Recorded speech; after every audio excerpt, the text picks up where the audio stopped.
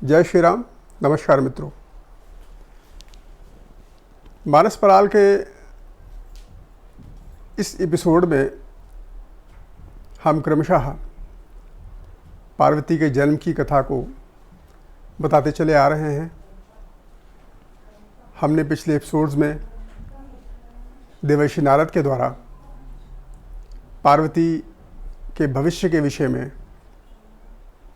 उनके जीवन के विषय में, उनके जीवन में होने वाली घटनाओं के विषय में जो प्रकाश था वो डाला था। देवर्षि नारद ने सारे वृत्तांत को बता के ब्रह्मलोक में गमन किया और वो वहाँ से चले गए। इसके बाद उनके माता पिता हिमवान और मैना दोनों आपस में चिंतित हुए और वो ये सोचने लगे कि अब इस पुत्री का भविष्य अगर तपस्या के आधार पर ही है तो ये कैसे करेगी और आगे क्या होने वाला है। उधर मैना ने भी पार्वती को गोद में बिठाल कर बहुत समझाया, पुचकारा, लेकिन पार्वती के लिए तो हर्ष का विषय था।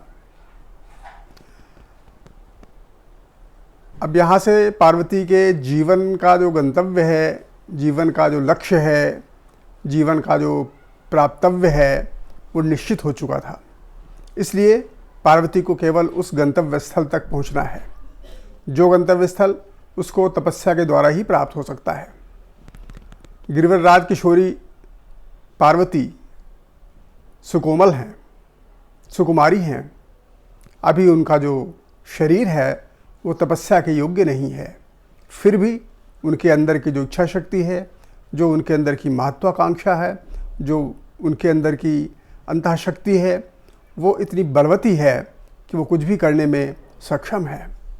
और यही इच्छा शक्ति उनको उस स्थान तक ले जाती है जहाँ पर भगवान शिव उनकी प्रतीक्षा कर रहे हैं। मातु पिता ही बहुविध समझाई, चली उमा तपहित हर्षाई। अपने माता पिता को भली भांति समझाने के पश्चात पार्वती तपस्या करने के लिए निकल पड़ती हैं। वो चल देती हैं, जो कि उनके जीवन का उद्देश्य, अब एकमात्र उद्देश्य रह गया था। प्रिय परिवार पिता और माता भय विकल मुख आव न बाता। प्रियजन, परिवारजन, सगे संबंधीजन, माता और पिता सभी लोग व्याकुल थे पार्वती के इस निर्णय को लेकर, उनके इस जीवन को लेकर, उनके इस तपस्या को लेकर। और व्याकुल तो जरूर थे, लेकिन उनके अंदर भी एक स्नेहिल, एक उनके अंदर प्रसन्नता थी कि हमारी पुत्री को इसका जो वांछित फल है, इसके जीवन का जो लक्ष्य है वो इसको प्राप्त होने जा रहा है। मुख में कुछ कहने की स्थिति में वो नहीं है, लेकिन अंदर से व्याकुल तो थोड़ा बहुत है ही। ऊर्ध्वर उमा प्राणपति चरणा, जाय विपिन लागी तपु करना। उमा, भवानी, पार्वती, गिरिजा, जितने भी नाम से उनको हम संबोधित करें, वो अपने हृदय के अंदर अपने प्राणपति, अपने स्वामी, अपने होने वाले पति भगवान शिव शंकर का स्मरण करके, उनको अपने हृदय में धारण करके तपस्या करने के लिए उन्मुख हो जाती हैं। और वो तपस्या उनका एकमात्र लक्ष्य रह गया है। अति सुकुमार न तप तन तप जोगू, पतिपद सुमिर तदेव सब भोगू। पार्वती का जो शरीर है वो बहुत सुकुमार है, बहुत सुकोमल है। अभी वो बच्ची ही तो है, अभी तो उसने जन्म ही लिया है थोड़े दिन पहले। अभी तो उसका बचपना ही है, बाल्यपन है, बाल्यावस्था है। उसमें कहीं से भी अभी तपस्या करने की, तप करने की, जप करने की किसी भी प्रकार की कोई स्थिति नहीं है। वो उसका शरीर इस योग्य नहीं है, अभी हुआ, परिपक्व नहीं हुआ है जिससे कि वो तप कर पाए। लेकिन हृदय के अंदर अपने पति का स्मरण करके, भगवान भोलेनाथ का स्मरण करके, महादेव का स्मरण करके वो ये निश्चित कर लेती है कि हमें वो सब कुछ करना है, चाहे वो कितना ही कठिन क्यों न हो, वो मार्ग चाहे कितना ही दुष्कर क्यों न हो, चाहे हमारा मार्ग कितना ही कंटकाकीर्ण क्यों न हो, लेकिन मैं उन सारे झंझावातों को समाप्त करके, उन सारे कठिनाइयों को समाप्त करके, उन पर विजय प्राप्त करके मैं अपने उस लक्ष्य को प्राप्त करने में समर्थ हो जाऊंगी, जहाँ पर हमारे पति, हमारे स्वामी, हमारे एकमात्र लक्ष्य गंतव्य भगवान महादेव हमारी प्रतीक्षा कर रहे हैं। ये उनके मन के अंदर एक दृढ़ विश्वास हो गया था। नित नव चरण उपज अनुरागा, बिसरी देह तपहि मनु लागा। तपस्या का चरण प्रारंभ हो चुका था। तपस्या में पार्वती का मन लग चुका था। अब उन्होंने तपस्या प्रारंभ कर दी थी और उन्होंने क्रमशः तपस्या को कठोर करना शुरू कर दिया था। बिसरी देह तपहि मनु लागा। पहली अवस्था कि देह का जो भास था, देह की अवस्था का बोध, देह बोध, ये उनको अब विस्मृत हो चुका था। देह विस्मृत होने का तात्पर्य कि अब वो केवल तपस्या में ही लीन हो गई थी और अंदर उनके अंतःकरण में जो भगवान शिव बैठे हुए थे, उनके हृदय में, उनके मन में, उनकी बुद्धि में मनसा वाचा कर्मणा भगवान शिव का ही ध्यान था। तो वो ध्यान उनका मुख्य हो गया और जो देह की शुद्धि थी, जो देह की स्थिति थी, जो देह का उनको आभास था, वो अब समाप्त हो चुका था। ये पहली अवस्था है तपस्या करने की, योग करने की, कि आपको अपने देह का आभास न रह जाए।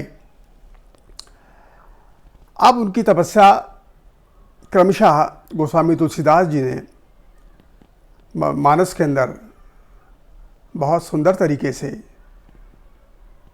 क्रमवार, बिंदुवार बताने का प्रयास किया है और ये बताने का प्रयास किया है कि इस प्रकार की तपस्या न तो किसी ने पूर्व में की है, न अतीत में की है, न कोई वर्तमान में कर सकता है, न कोई भविष्य में करेगा। इस प्रकार की तपस्या का जो मानदंड है, जो मानक है, वो सुकोमल पार्वती के द्वारा स्थापित किया जाने वाला है। पार्वती ने तपस्या कैसे की, ये बड़ा ही कठिन चरण है। उन्होंने संवत्सहत मूल फल खाए, साग खाए सदवर्ष गंवाए। संवत्सहस 100 वर्ष तक उन्होंने केवल कंद मूल फल के ऊपर ही अपने जीवन को आधारित किया। 100 वर्ष तक केवल उन्होंने कंदमूल फल ही खाए और उन्होंने कोई भी आहार ग्रहण नहीं किया।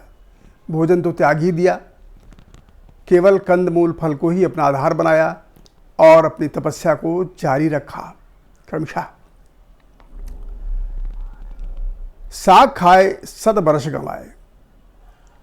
100 वर्ष उन्होंने केवल सब्जियों को खाके, साग को खाके व्यतीत किए और इस प्रकार से उन्होंने 100 वर्ष तक साग इत्यादि खाते हुए अपनी तपस्या को किया। कितनी कठिन तपस्या है। कंदमूल फल, साग सब्जी इत्यादि को खाकर कोई लंबे समय तक तपस्या नहीं कर सकता, लेकिन ये भी तपस्या उन्होंने 7 वर्ष तक किया, 100 वर्ष तक किया। कछु दिन भोजन बारी बतासा, किए कठिन कछु दिन उपवासा। इस प्रकार की तपस्या को आगे जारी करते हुए, निरंतरता इसमें स्थापित करते हुए, इनका मन चूँकि लग ही चुका था, कुछ दिन उन्होंने, उनका भोजन जो था वो जल और बतासा, जल और बतासे को आधार बनाकर अपने जीवन का, अपने भोजन का उन्होंने कुछ दिन व्यतीत किए। कुछ दिन उन्होंने केवल जल पिया और बतासा इत्यादि का सेवन किया। ये उन्होंने अपनी जीविका को रखा, अपने प्राण को जीवित रखने के लिए, शरीर में प्राण जीवित रहें तभी तो योग हो सकता है। इस प्रकार से उन्होंने बारी और बतासा पर अपने योग को, अपने जीवन को आधारित किया। किए कठिन कछु दिन उपवासा। अब इतना सब लेने के बाद, भोज्य धीरे धीरे वो चीज़ों का त्याग कर रही हैं, उसको सूक्ष्म कर रही हैं, कम से कम करती चली जा रही हैं और वो अब उपवास पर आ गई हैं। उन्होंने अब सब कुछ छोड़ा है, केवल उपवास कर रही हैं, कुछ नहीं खा पी रही हैं, केवल अपने योग में ही अपने ध्यान को केंद्रित कर रही हैं। और इस प्रकार से उनका सैकड़ों वर्ष का जो समय है वो व्यतीत होता चला जा रहा है। क्योंकि उनका लक्ष्य एकदम निर्धारित है, उसमें किसी प्रकार का उनको कोई संदेह नहीं है और उनको प्राप्त करने के लिए उनके अंदर की जो इच्छा शक्ति है वो बड़ी बलवती है। ये पार्वती की दृढ़ इच्छा शक्ति है जो उनको इस प्रकार से तप करने के लिए बहुत शक्ति प्रदान कर रही है। ये कठिन कार्य है, ये किसी भी दिशा में किया जाने वाला कार्य नहीं है, इतना आसान नहीं है, इसे किया नहीं जा सकता। लेकिन पार्वती ने वो करके दिखाया। समस्त स्त्रियों के लिए वो एक बहुत बड़ी उपलब्धि है, वो सबके लिए एक आदर्श है कि इसको भी किया जा सकता है। कोई भी स्त्री इस प्रकार के व्रतों को नहीं कर सकती, केवल उसका अनुकरण ही कर सकती है, वो भी संक्षेप में ही। बेलपात में परे सुखाई 3 सहस्र संवत सोई खाई। अब पार्वती की तपस्या का जो चरण है वो बहुत कठिन होता चला जा रहा है। उनकी तपस्या इतनी कठिन होती चली जा रही है कि वो देवी देवताओं इत्यादि को भी बहुत कष्टप्रद लग रही है। उनका भी मन ये इस कष्ट को देखकर विचलित होता चला जा रहा है और शायद ये पराकाष्ठा की ओर इनके कदम बढ़ते चले जा रहे हैं। बेलपात मही परई सुखाई 3 सहस्र संवत सोई खाई। पार्वती ने जो बेलपत्र इत्यादि सूख जाते थे जंगल में जहाँ वो तपस्या कर रही थी, वहाँ पर उन बेलपत्रों को, वो सूखे हुए बेलपत्रों को जो कि सूख गए हैं, शुष्क हो गए हैं, उनको वो खाकर 3 सहस्र संवत सोई खाई। 3 सहस्र वर्षों तक, 3000 वर्षों तक उन्होंने सूखे हुए बेलपत्रों को अपना आहार बनाया। उनको खाते हुए उन्होंने 3 सहस्र संवत, 3000 वर्ष व्यतीत किए और अपने योग को जारी रखा, अपनी तपस्या को उन्होंने जारी रखा।